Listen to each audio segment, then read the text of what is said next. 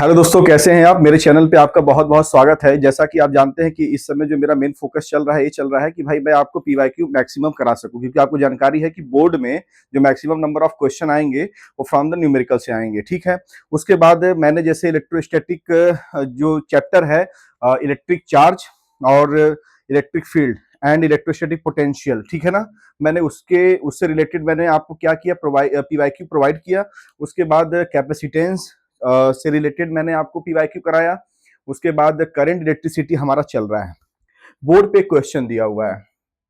Question को पहले हम लोग ना, जैसे फिजिक्स का एक रूल होता है, पता है क्या। आज हम लोग क्या करेंगे, करंट इलेक्ट्रिसिटी से रिलेटेड पीवाईक्यू करेंगे, ठीक है। और फिजिक्स में एक रूल होता है कि सबसे पहले first of all you have to understand the question. After understanding the question, ठीक है ना, you can able to solve the question. Okay, पहले क्वेश्चन को अच्छे से समझते हैं। और फिजिक्स में क्या ये मतलब जितने भी सब्जेक्ट है सब में रूल होता है। तो मैटर क्या है कि पहले हम लोग क्या करेंगे, क्वेश्चन को अच्छे से समझेंगे। कोई भी सब्जेक्ट अगर आप पढ़ रहे हैं तो फर्स्ट ऑफ ऑल आप क्या किया करिए, क्वेश्चन को अच्छे से समझा करिए। ठीक, क्वेश्चन को जब आप समझ लेंगे उसके बाद आप सॉल्व करेंगे। तो पहले हम लोग क्वेश्चन में थोड़ा बात करेंगे, आराम से बात करेंगे। इफ द पोटेंशियल डिफरेंस भी applied across a conductor is increased to V with its temperature kept constant, the drift velocity of the free electron in a conductor will ना। देखिए लिखा हुआ है, समझिएगा। मैं फिर से क्वेश्चन बोल रहा हूं कि इफ द पोटेंशियल डिफरेंस भी अप्लाइड अक्रॉस अ कंडक्टर, मतलब जो पोटेंशियल डिफरेंस भी है वो कंडक्टर के अक्रॉस अप्लाई किया गया। जो आपका पोटेंशियल डिफरेंस है वो कितना है भैया, पोटेंशियल डिफरेंस भी है, कंडक्टर के अक्रॉस क्या किया गया, अप्लाई किया गया, दैट इज अ भी। ओके, दैट इज अ भी। ठीक है। उसके बाद कह रहा है कि इज इंक्रीज टू भी, it means that there are two condition here, initial condition and final condition, first condition and second condition. तो आपका इनिशियल कंडीशन क्या है, समझिएगा ना। देखिए इनिशियल कंडीशन का मतलब ये हो गया कि हम एक बार लिख लेते हैं पहले अच्छे से कि हाँ भाई, इनिशियल कंडीशन आपका क्या बना। देखिए इनिशियल कंडीशन आपका क्या बना, आप समझिएगा ना। मैं ऐसे कर दे रहा हूं ताकि स्टेप बाय स्टेप मैं आपको समझा सकूं चीजों को। तो इनिशियल कंडीशन जो आपका बना हुआ है वो ये है कि शुरू में उसका जो पोटेंशियल डिफरेंस है, शुरू में पीडी इज इक्वल टू भी वोल्ट, ठीक है। और यहां पर लिखा गया है कि क्या है, भी applied across conductor is increased. अब जो सेकंड कंडीशन हमारा आया है, ठीक है, वो क्या आया है कि पोटेंशियल डिफरेंस अब कितना हो गया, टू भी हो गया। मतलब इनिशियल कंडीशन आपका कितना है कि पोटेंशियल डिफरेंस भी है, और जो आपका फाइनल कंडीशन आ रहा है, फाइनल कंडीशन या सेकंड कंडीशन कह लीजिए, फाइनल कंडीशन में आप जो पोटेंशियल डिफरेंस पा रहे हैं वो कितना पा रहे हैं, दैट इज अ टू भी वोल्ट पा रहे हैं। ठीक है। फिर कह रहा है कि विद इट्स टेम्परेचर कांस्टेंट, ठीक है ना। टेम्परेचर आपका क्या है, टेम्परेचर आपका यहां पर टेम्परेचर क्या है, दैट इज अ कांस्टेंट है। ठीक है। अब आपसे क्या पूछ रहा है, the drift velocity of the electron in a conductor will. आपसे पूछ रहा है कि द ड्रिफ्ट, अगर ये जो कंडीशन दिया हुआ है तो ड्रिफ्ट वेलोसिटी पे क्या प्रभाव पड़ेगा। तो सपोज करिए इनिशियल हम मान लेते हैं कि उसका जो ड्रिफ्ट वेलोसिटी है वो कितना है, दैट इज अ वीडी, इसको आप मान लीजिए दैट इज अ वीडी1, ठीक है। और आफ्टर फाइनल कंडीशन, जो फाइनल कंडीशन है उसके उसकी ड्रिफ्ट वेलोसिटी कितनी है, दैट इज अ वीडी2, ठीक है ना। VD2 मान लीजिए आप, या इसको क्या लीजिए VDI कर लीजिए, इसको VD क्या कर लीजिए, F कर लीजिए, जैसा आपको ठीक लगे। ठीक है। अब आपको एक जानकारी है, जानकारी क्या है, जानकारी है कि भाई VD बराबर होता क्या है। जो VD होता है वो एक ड्रिफ्ट वेलोसिटी होती है, और जो ड्रिफ्ट वेलोसिटी का फार्मूला पढ़े होंगे वो क्या पढ़े होंगे, आपको जानकारी होगा E टाउ अपान M इंटू V अपान L। क्वेश्चन आप समझ गए। क्वेश्चन में ये है कि इनिशियल जो उसका पोटेंशियल डिफरेंस है वो कितना है, भी है। इनिशियली वो जो पोटेंशियल डिफरेंस वो कितना है, भी है। और जो आपका सेकंड कंडीशन ये आ गया कि उसके वोल्टेज में इंक्रीमेंट हुआ, और इंक्रीमेंट होने के बाद जो उसका वोल्टेज हो गया वो कितना हो गया, टू भी हो गया। मतलब there are first condition and second condition. तो फर्स्ट कंडीशन में पोटेंशियल डिफरेंस भी, तो हम लोगों ने मान लिया कि फर्स्ट कंडीशन में जो VD है दैट इज VDI, मतलब इनिशियल ड्रिफ्ट वेलोसिटी। उसके बाद फाइनल कंडीशन मतलब सेकंड कंडीशन। तो सेकंड कंडीशन में हम लोगों ने क्या कर लिया भाई, according to the question potential difference कितना है, टू भी, मतलब टू भी वोल्ट हो गया। और हम लोगों ने मान लिया कि ड्रिफ्ट वेलोसिटी क्या हो गया, VDF हो गया। तो हमको फार्मूला पता है क्या, VD ड्रिफ्ट वेलोसिटी क्या होता है, E tau upon M into V upon L, ठीक है। तो जब आपको ये फार्मूला पता है तो मुझे एक बात बताइएगा, यहां से आपको क्या समझ में आ रहा है, यहां से आपको यह समझ में आ रहा है, यहां से आपको यह समझ में आ रहा है कि जो VD है वो डायरेक्टली प्रोपोर्शनल है किसके, V के। यहां पर आपको जो समझ में आ रहा है दैट इज थोड़ा सा, हाँ ये देखिएगा, यहां पर समझ में आ रहा है आपको कि VD जो है वो डायरेक्टली प्रोपोर्शनल है, VD क्या है, डायरेक्टली प्रोपोर्शनल है किसके, V के।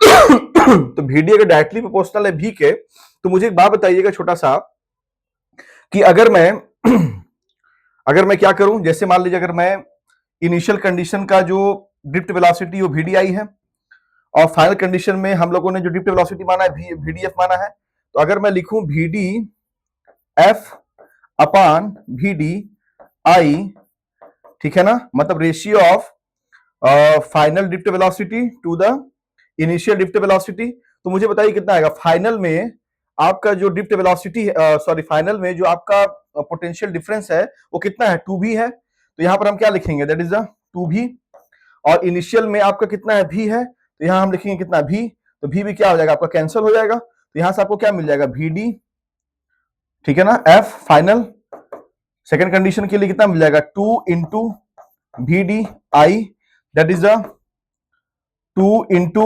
इनिशियल ड्रिफ्ट वेलोसिटी कितनी है, v, इट मींस दैट, इसका मतलब क्या हो गया, 2 इंटू क्या आ गया आपका, v आ गया, ठीक है ना, 2 इंटू VDI आ गया, सॉरी VDI आ गया। इट मींस दैट, यहां से देखिए कंक्लूजन निकल गया, क्या कंक्लूजन निकल गया, कि मैं आपको फिर से एक बार समझाना चाहूंगा कि इनिशियल वोल्टेज आपका कितना था, V, बाद में वोल्टेज कितना हो गया, 2V, और आपको जानकारी यहां से फार्मूला से क्या मिला कि जो VD है वो डायरेक्टली प्रोपोर्शनल टू V। तो हम लोगों ने क्या मान लिया कि शुरू वाले कंडीशन में ड्रिफ्ट वेलोसिटी कितना मान लिया, VD, ठीक है ना, इनिशियल, बाद वाले के लिए क्या मान लिया ड्रिफ्ट वेलोसिटी हमने, VDF, इनका रेशियो ले लिया हम लोगों ने, क्या हो गया, VD final to the VD initial. उसके बाद हम, आपको पता है कि जब ये डायरेक्टली प्रोपोर्शनल V के है, तो फाइनल में ये बताइए कि जो वोल्टेज कितना है, दैट इज 2V, इनिशियल में वोल्टेज कितना है, V भी क्या हो गया, कैंसिल, यहां से हमको क्या मिल गया, VD जो फाइनल मिला that is 2 times of VDI मिला। इट मींस दैट, यहां से इसका क्या मतलब हो गया, इसका मतलब ये हो गया कि जो फाइनल ड्रिफ्ट वेलोसिटी होगी वो 2 टाइम्स इनिशियल ड्रिफ्ट वेलोसिटी होगी। यहां पर पूछा हुआ है ना कि drift velocity of the electron in the conductor, मतलब ड्रिफ्ट वेलोसिटी पे क्या प्रभाव पड़ेगा, तो प्रभाव पड़ने का मतलब यह है कि जो फाइनल ड्रिफ्ट वेलोसिटी आएगा सेकंड कंडीशन के लिए, वो फर्स्ट ड्रिफ्ट वेलोसिटी का 2 टाइम्स होगा। तो दैट इज आपका ये फाइनल आंसर हो गया, ठीक है, इसको आप लिख लीजिए।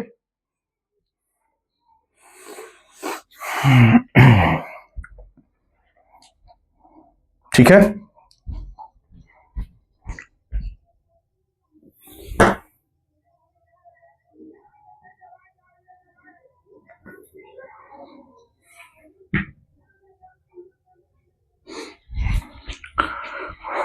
आफ्टर दैट एक क्वेश्चन करते हैं हम लोग, एक क्वेश्चन लिखा हुआ है देखिएगा, that is an electric current is passed through a circuit containing 2 wires, an electric current is pass through a circuit, ठीक है, एक सर्किट है जो 2 वायर कंटेन किया हुआ है, ठीक है, और वायर का मटेरियल क्या सेम है, कनेक्टेड इन अ पैरेलल, ठीक है ना, connected in a parallel, if the length and the radii of the wires are in the ratio of the 3:2 and 2:3, then the ratio of the current passing through the wire will be। मुझे एक बात बताइए, यहां पर हम लिखेंगे पहले, that is हम क्या लिखेंगे कि भाई हमें दिया क्या हुआ है, हम लिखेंगे that is a given that, क्या लिखेंगे, that is a given that, ठीक है ना, गिवन दैट, तो हम यहाँ लिखेंगे दैट इज अ भाई given that.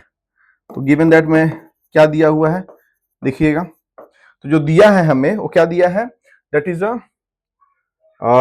If the length and the radii of the wire ना, तो लेंथ ऑफ द वायर, तो 2 वायर है, तो सपोज कर लेते हैं कि जो पहला वायर है उसका लेंथ L1 है और सेकंड वायर का लेंथ कितना L2 है, मतलब L1 ratio L2 is equal to, ठीक है ना, L1 ratio L2 equal to 3:2, ये दिया हुआ है, ठीक है, L1 ratio L2 equal to 3:2 दिया हुआ है। फिर क्या लिखा है, and radii of the wires. मान लेते हैं कि पहले वायर का जो पहला वायर जो है आपका, उसका जो क्रॉस सेक्शन जो एरिया है वो A1 है, और क्रॉस सेकेंड वायर का क्रॉस सेक्शन एरिया A2 है। तो पहले वायर का जो हम रेडियस ले लेते हैं वो कितना हो गया हमारा R1, और दूसरे वायर का हम क्या ले लेते हैं R2, ठीक है ना। तो कितना हो जाएगा आपका, दैट इज कितना दिया हुआ है 2:3 दिया हुआ है। फिर लिखा then the ratio of the current passing through the wire will be, it means that अगर पहले वायर में करंट I1 जा रहा है, दूसरे में अगर I2 जा रहा है, तो I1 रेशियो I2 हमसे पूछ रहा है। चलिए ये भी ठीक हो गया। आपको एक बात की जानकारी है, क्या जानकारी है बताइएगा मुझे। एक बात बताइए, जब हमको I निकालना होता है तो I निकालने के लिए एक फार्मूला होता है, वो आपको जानकारी है क्या होता है भाई। I इक्वल टू क्या फार्मूला होता है, that is V upon R होता है। ये आपको पता है कि I इक्वल टू आपका फार्मूला क्या होता है, that is V upon R होता है। और मुझे एक बात बताइएगा, जब यहां पर बात आ रही है लेंथ का, जब बात आ रहा है रेडियस का, तो आपको एक बात समझ में आ गया होगा कि भाई I equal to V upon R है, तो यहां पर एक चीज समझ में आ गया होगा कि I equal to V upon R। R को हम ना थोड़ा सा रेजिस्टिविटी के फॉर्म में क्या लिख सकते हैं, that is rho into L upon A लिख सकते हैं। इसमें आपको कोई दिक्कत नहीं होना चाहिए, ठीक है। तो जब यहां से आप एक चीज देख लीजिए, क्या हो जाएगा, I is equal to V upon rho into L और अपान ए मतलब क्या हो जाएगा आपका, अपान ए क्या हो जाएगा, पाई आर स्क्वायर हो जाएगा। ये कितना हो जाएगा आपका, that is pi R square हो जाएगा। तो यहां से देखिए आई क्या मिल जाएगा आपको, यहां से आई मिल जाएगा, जब पाई आर स्क्वायर ऊपर चल जाएगा तो क्या हो जाएगा, V into pi R square upon rho into L हो जाएगा। उसके बाद यहां से हमको एक चीज समझ में आ गया, क्या कि I is directly proportional to R square upon L हो गया। I जो है आपका डायरेक्टली प्रोपोर्शनल टू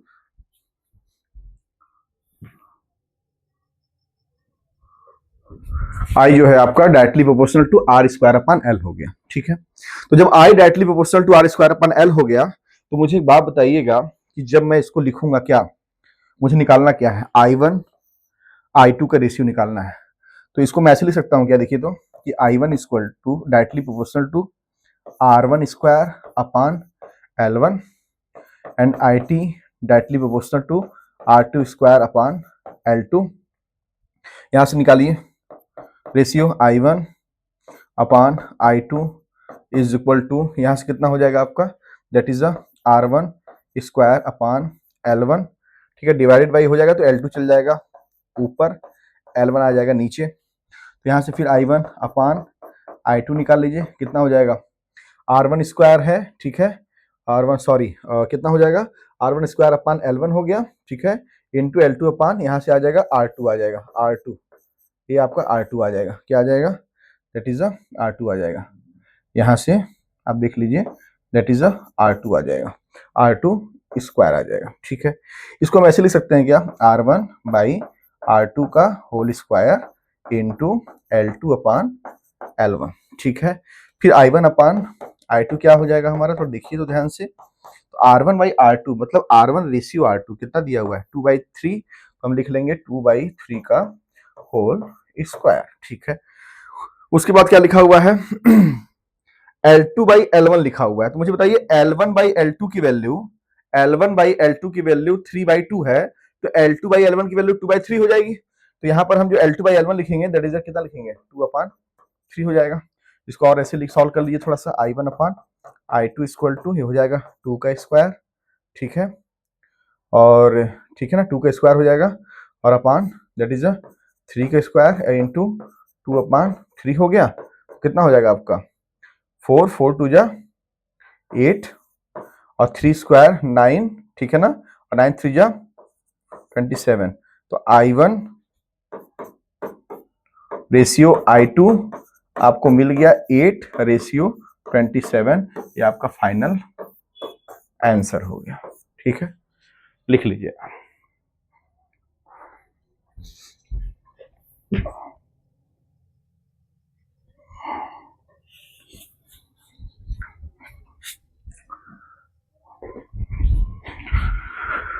इसके बाद इसका अच्छे से स्क्रीनशॉट ले लीजिएगा ना, इसमें कुछ है नहीं, देखिएगा जो क्वेश्चन है ना, सारी बातें क्वेश्चन ही कर देता है, ठीक है, सारी बातें क्वेश्चन ही कर देता है।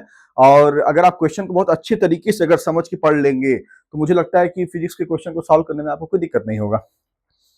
उसके बाद देखिए इसका सेकंड थोड़ा सा कंडीशन देखिएगा क्या है। सेकंड कंडीशन थोड़ा सा ना, सेकंड क्वेश्चन क्या है, सॉरी, देखिए लिखा है if N E tau M have the residual meaning. आपको पता है, आपने करंट इलेक्ट्रिसिटी चैप्टर पढ़ा हुआ है, वीडी क्या है, एडिटिव वेलोसिटी, एन क्या नंबर ऑफ इलेक्ट्रॉन, ई क्या चार्ज ऑन इलेक्ट्रॉन है, और टाउ क्या है रिलैक्सेशन टाइम है, आपको सब जानकारी है, ठीक है ना।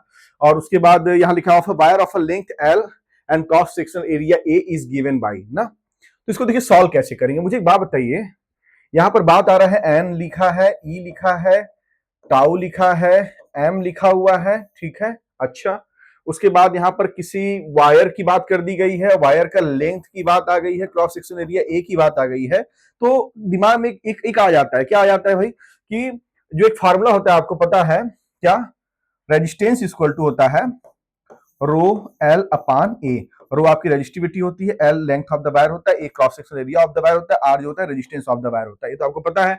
उसके बाद जब हम इसको यहां पर हमको क्या निकालना है, क्या निकालना है कि देन द रेजिस्टेंस, यहां देखिए बात आ गई रेजिस्टेंस की, ठीक है ना, यहां पर क्या बात आ गई रेजिस्टेंस की, हमको रेजिस्टेंस निकालना है, क्या निकालना है, रेजिस्टेंस निकालना है। तो मुझे एक बात बताइएगा, और रेजिस्टेंस भी किस टर्म में निकालना है, इस टर्म में निकालना है, इस टर्म में निकालना है रेजिस्टेंस। तो हम लोगों ने एक फार्मूला हम लोग जानते हैं क्या होता है कि रेजिस्टेंस इक्वल टू क्या होता है, R equal to rho L upon A होता है, और रो इक्वल टू आपको पता होगा आर ए अपान एल होता है, और रो आपका रेजिस्टिविटी ऑफ द वायर होता है। ये सब जानकारी आपको है, ठीक है।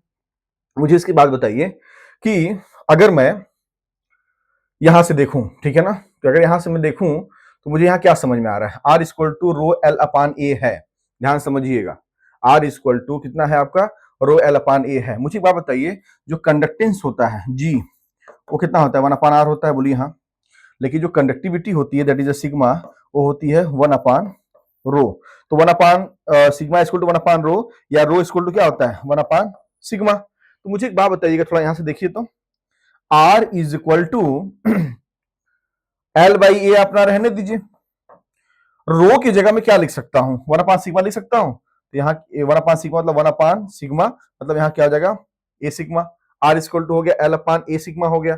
और आपको एक बात की जानकारी है, क्या है कि जो सिग्मा होता है कंडक्टिविटी, उसका फार्मूला इसके टर्म में कितना होता है बताइए, इसका जो फार्मूला जो सिग्मा है उसका फार्मूला इसके टर्म में कितना होता है, वो होता है एन ई स्क्वायर टाउ अपान एम। थोड़ा ध्यान से देखिएगा, आपको याद होगा, आपको याद होगा कि इसका जो फार्मूला होता है सिग्मा का कंडक्टिविटी का, वो इस टर्म में एन ई टाउ एम के टर्म में क्या होता है, एन स्क्वायर टाउ अपान एम होता है। आपको निकालना क्या है, रेजिस्टेंस निकालना है। रेजिस्टेंस आपने कितना पाया है, that is L upon A sigma. तो लिखेंगे आप एल अपान ए सिग्मा, ए इंटू सिग्मा का वैल्यू रख दीजिए, कितना है एन ई स्क्वायर टाउ अपान एम, एम को ऊपर ले जाइए, यहां से आपको आर कितना मिलेगा, आर मिलेगा एम एल अपान एन ई स्क्वायर टाउ ए।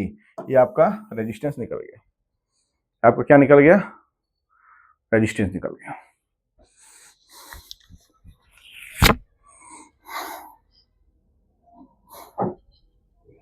इसके बाद एक क्वेश्चन लिखा हुआ है, ध्यान देखिएगा, wire of resistance X ohm is gradually stretched, ठीक है, till its length becomes twice its original length and its new resistance becomes 40 ohm. मतलब देयर आर टू कंडीशन।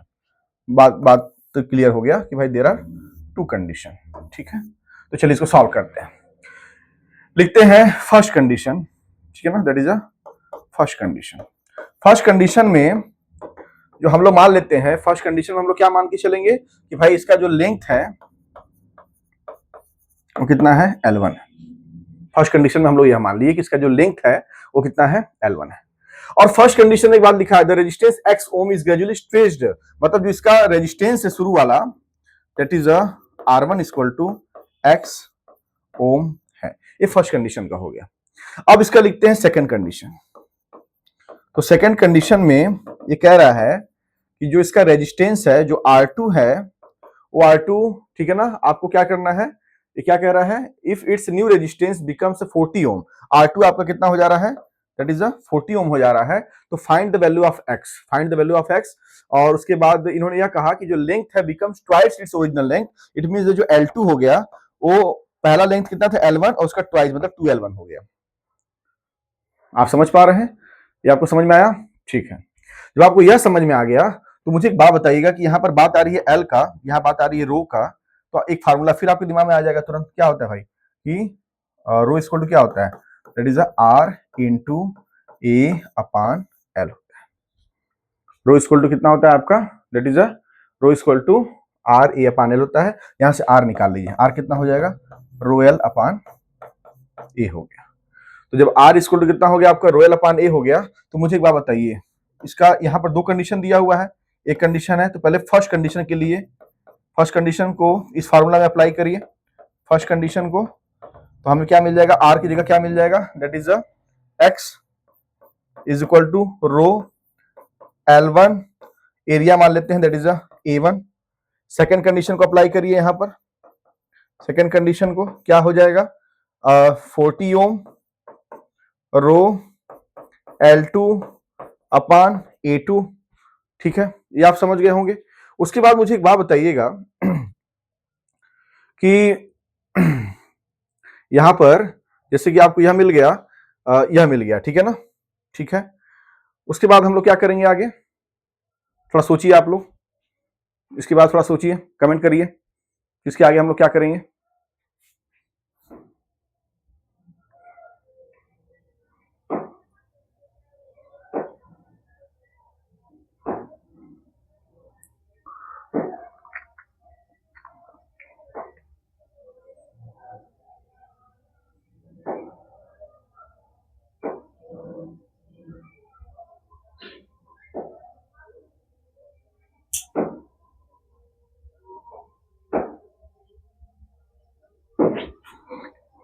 सोचिए आप लोग थोड़ा सा, इसके आगे क्या करेंगे।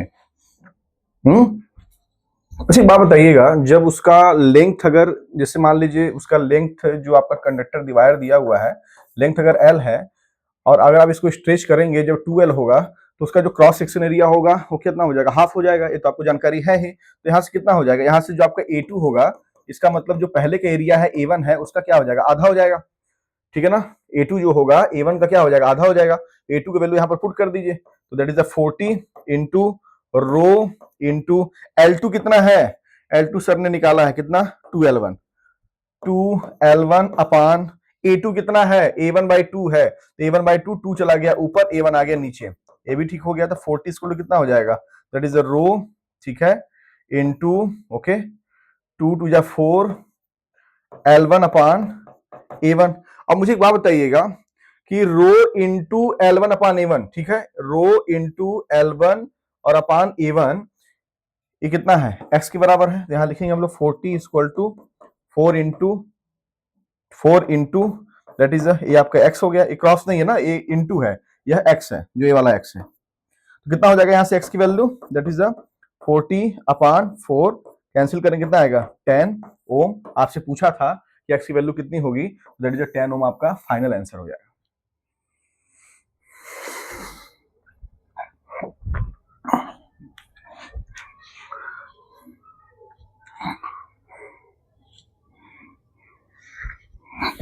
ठीक है, उसके बाद एक क्वेश्चन लिखा हुआ है, ध्यान दीजिएगा कि इसके बाद क्या क्वेश्चन है आपका, to wires of a same material the same radius have their length in the ratio 2:3। दो वायर की बात कर दिया है, लेंथ की बात कर दिया है, तो एक बात कंफर्म हो गया क्या कि L1 रेशियो L2 कितना है आपका 2:3 है। They are connected in parallel to a battery which supplies a current of 15A, find the current through the wires ना। तो मुझे एक बात बताइएगा छोटा सा, ठीक है, एक बात इसमें क्या लिखा हुआ है, the length in the ratio 2/3, ठीक है। तो यहाँ पर देखिए क्या समझ में आपको आ रहा है, यहाँ पर आपको ये समझ में आ रहा होगा कि जो हम लोग ये काम करते हैं इसका जो इनिशियल लेंथ है, ठीक है ना, हम लोग जिसका इनिशियल लेंथ जो है, ठीक है, इसका जो हम लोग इनिशियल लेंथ है, ठीक है, वो हम लोग मान लेते हैं दैट इज 2L, ठीक है, क्योंकि यहाँ पर देखिए लिखा ना लेंथ इन द रेशियो, और इनिशियल आपने 2L मान लिया और फाइनल लेंथ इसका जो है उसको हम लोग क्या मान लेते हैं 3L, और इनका रेशियो आप निकालेंगे तो LL कट जाएगा और कितना आएगा 2 और रेशियो 3 आएगा ना, वही दिया हुआ है यहाँ पर। चलिए हमने इतना मान लिया। फिर connected in the parallel to a battery, this supplies a current of 15 ampere और find the current through the wires. ठीक है ना, जो बैटरी है वो कितना करंट दे रहा है, 15 एम्पियर दे रहा है। मतलब जो बैटरी है, बैटरी जो है वो आपको जो करंट दे रहा है I इक्वल टू कितना दे रहा है, 15 एम्पियर दे रहा है। आपको निकालना क्या है, आपको निकालना find the current through the wires. आपको फाइंड द मतलब इंडिविजुअली निकालना है, पहले वायर से कितना करंट जाएगा, सेकंड वायर से कितना करंट जाएगा। तो मुझे एक बात बताइएगा कि यहाँ पर लेंथ की बात आ गई, वायर की बात आ गई, करंट की बात आ गई, रेडियस की बात आ गई, सेम मटेरियल की बात आ गई, तो एक बात तो कंफर्म हो गया कि फार्मूला लग जाएगा R equal to rho L upon A. ठीक है, मान लेते हैं कि जो पहले वायर का जो रेजिस्टेंस है वो कितना है, R1 है। तो यहां से कितना हो जाएगा, पहला कंडीशन तो आपका इनिशियल कंडीशन है IC, इनिशियल कंडीशन कितना होगा R1 equal to that is a rho into L, कितना माना है आपने, that is a 2L upon A. Radius क्या है, सेम है, तो आप इसको ए ही रहने दीजिए, आपका जो रेडियस सेम है तो ए ही रहने दीजिए। ठीक है, ये बात समझ में आया आपको, ओके। उसके बाद यहां पर आप एक चीज देखिएगा क्या लिखा हुआ है, R1 स्क्वायर कितना हो गया, रो इनटू 2L अपॉन ए। ठीक है ना, और एक बात और लिखा हुआ है इसमें, क्या लिखा हुआ है थोड़ा देखिएगा ध्यान से, इस क्वेश्चन में कुछ मिस्टेक समझ में आ रहा है हमको, रुक जाइए एक minute.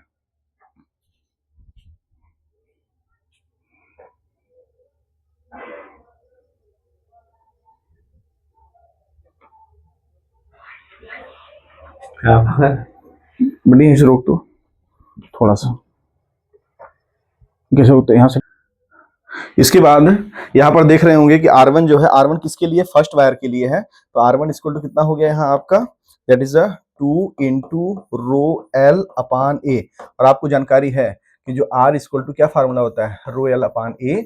It means that R1 equal to हमको क्या मिल जाएगा, दैट इज अ 2 इंटू इसका कितना हो जाएगा 2R। मतलब पहले वायर के लिए जो हम लोगों ने रेजिस्टेंस पाया वो कितना पाया भैया, 2R पाया। ठीक है, इसको मान लेते हैं क्वेश्चन नंबर फर्स्ट समझ लेते हैं।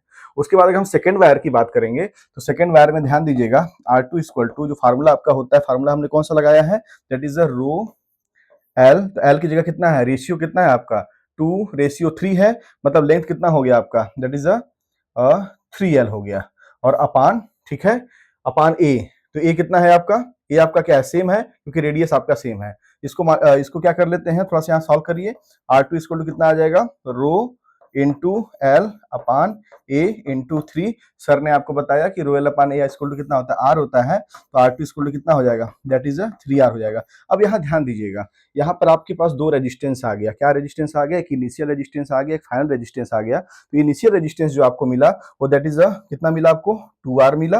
और उसके बाद जो फाइनल रेजिस्टेंस मिला वो कितना मिला, 3R मिला। और यहाँ पर एक वर्ड का यूज है, पता है क्या लिखा हुआ है, that is a parallel combination. तो आप पैरेलल कॉम्बिनेशन में जो आप इसका इक्विवेलेंट रेजिस्टेंस निकालेंगे, तो इक्विवेलेंट कैसे निकालेंगे, तो आप निकालेंगे 1 upon R E Q equal to 1 upon R1 plus 1 upon R2, that is 1 upon 2R plus 1 upon 3R। Solve करेंगे कितना हो जाएगा, दैट इज 6R, ओके। और उसके बाद यहाँ से कितना हो जाएगा आपका, ऊपर आ जाएगा 3 और नीचे ऊपर कितना आ जाएगा, फिर 2 आ जाएगा। तो यहाँ से आप सॉल्व करिए इसको, तो ये आ जाएगा आपका 1 upon R E cube equal to 5 upon 6R। इसके बाद इसको ऊपर लेके जाइए तो R E cube equal to आ जाएगा आपका 6R upon 5। It means that जो वायर का पैरेलल कॉम्बिनेशन था आपने उसका इक्विवेलेंट रेजिस्टेंस निकाल लिया। अब you have a equivalent resistance that is 6R upon 5। तो आपको निकालना क्या है, आपको निकालना है find the current through the wire. मतलब आपको इंडिविजुअली वायर में से कितना करंट बह रहा है आपको वह निकालना है। तो एक बात याद रखिएगा, जो बैटरी करंट सप्लाई कर रही है वो कितने एम्पियर की कर रही है, दैट इज 15 एम्पियर की कर रही है। ठीक है ना, उसके बाद जो आपका नेक्स्ट स्टेप होगा वो नेक्स्ट स्टेप क्या होगा, मुझे एक बात बताइए, जब बात आ गई है करंट आई की, आपके पास आ गया है इक्विवेलेंट रेजिस्टेंस 6R/5, ठीक है, और आपके पास बैटरी की बात आ गई है, तो बैटरी मतलब हो गया कहीं ना कहीं उसका एक अपना पोटेंशियल डिफरेंस होगा। तो according to the Ohm's law क्या हो जाएगा, तो अगर हम बैटरी का पोटेंशियल डिफरेंस निकालें that is V equal to क्या हो जाएगा, IR। तो V equal to I into R E Q हो जाएगा। तो V इक्वल टू क्या हो जाएगा, आई कितना दे रहा है वो 15 एम्पियर, 15 इंटू इक्विवेलेंट कितना निकाला है आपने 6R/5। तो 5 1 जा 5 और 5 3 जा 15। तो V इक्वल टू कितना मिल गया आपको, that is 6 into 3 that is 18R volt volt आपको क्या मिल गया, पोटेंशियल डिफरेंस मिल गया। तो जब आपको पोटेंशियल डिफरेंस मिल गया तो मुझे एक बात बताइएगा, अगर मैं इंडिविजुअली बात करूं तो इंडिविजुअली का मतलब क्या हो गया, इंडिविजुअली का मतलब पहले वायर की बात करूं, उसके बाद फिर मैं सेकंड वायर की बात करूं, ठीक है। थोड़ा सा इसको हम लोग इरेज कर देंगे, आप इसका स्क्रीनशॉट ले लीजिएगा, ठीक है। उसके बाद थोड़ा हम इसको इरेज कर लेते हैं। उसके बाद हम लोग ये लास्ट पड़ाव पे हम लोग आ चुके हैं, ठीक है। फिजिक्स के क्वेश्चन को पहले फर्स्ट ऑफ ऑल आप उसको अच्छे से पढ़िए, आधा काम तो क्वेश्चन ही कर देता है। अगर आपका क्वेश्चन का अंडरस्टैंडिंग अगर अच्छा है तो आप आधा काम वहीं से कर जाएंगे, ठीक है ना। तो V इक्वल टू आपका आ गया 18 R वोल्ट आ गया। अब इंडिविजुअली बात करते हैं, तो इंडिविजुअली का मतलब क्या निकालना है हमको, जैसे पहले बार के लिए करंट जा रहा है, मान लेते हैं I1, तो I1 इक्वल टू कितना हो गया, that is V upon R1। मुझे बात बताइएगा V है कितना, आपने निकाला हुआ है, दैट इज 18R, और इसका जो इनिशियल रेजिस्टेंस है वो कितना है, दैट इज सॉरी इनिशियल नहीं, पहले वायर का जो रेजिस्टेंस है वो कितना है, 2R। यहां आप लिखिएगा 2R, R से R क्या हो गया कैंसिल, 2 1 जा 2, 2 9 जा, ठीक है ना। तो कितना हो जाएगा, दैट इज 9 एम्पियर। जब आप I2 निकालेंगे तो कितना हो जाएगा, V अपान R2। V कितना है आपका 18R, और R2 कितना है आपका, दैट इज R2 आपने कितना निकाला हुआ है, कहा गया आपका 3R। ये हो गया 3R, R से R कैंसल्ड आउट, 3 1 जा 3, 3 6 जा 18। It means that I2 equal to कितना आ गया आपका 6 एम्पियर आ गया। मतलब आपका आंसर हो गया I1 equal to 9 ampere and I2 equal to 6 ampere. That is your final answer, ठीक है। इसके बाद अगर मैं एक बात कहना चाहता हूं, अगर आपको मेरा पढ़ाने का तरीका और मेरे बताए हुए क्वेश्चन अगर आपको अच्छे लग रहे हैं, आप मेरे चैनल को प्लीज सब्सक्राइब करिए, आप मुझसे जुड़िए। इस प्रकार के क्वेश्चन, ये तो अभी एक शुरुआत है, इस प्रकार के क्वेश्चन से हम बार बार आपको रूबरू कराएंगे। क्यों, क्योंकि देखा गया है कि जो न्यूमेरिकल में बच्चों को ज्यादा प्रॉब्लम होता है, और मेरा यह मानना है कि अगर हम किसी चीज को जब फेस करते हैं तो फेस क्या करता है पता है, फियर को कम करता है और एक समय फियर को खत्म करता है। सबसे बड़ा फियर क्या होता है बच्चों के लिए फिजिक्स में, न्यूमेरिकल का ही फियर होता है। तो मैं बार बार आपको न्यूमेरिकल से क्या करा रहा हूँ, फेस करा रहा हूँ। तो फेस कराऊंगा, फियर कम होगा, एक समय फियर खत्म हो जाएगा, फिर न्यूमेरिकल का नाम सुन करके आपको कभी भी टेंशन नहीं होगा। क्यों, क्योंकि इसको लेकर के आपके मन में कॉन्फिडेंस डेवलप हो जाएगा, ठीक है। दोस्तों मिलते हैं नेक्स्ट वीडियो में।